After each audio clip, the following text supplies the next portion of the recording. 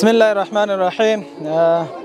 لله الحمد که امروز 15 ماه مبارک رمضان است و از طرف نهاد خیریه احساس برای 230 نفر افطاری آورده شده و امروز تمام دینا خوش هستند و از کسایی که مالی و جانی کمک کردن خداوند متعال اجر و پاداش نیک برایشان نصیب بگردانه. خداوند متعال طعامهای جنت را برایشان نصیب بگردانه. خداوند جل جلاله برایشان آب کوثر نصیب بگردانه.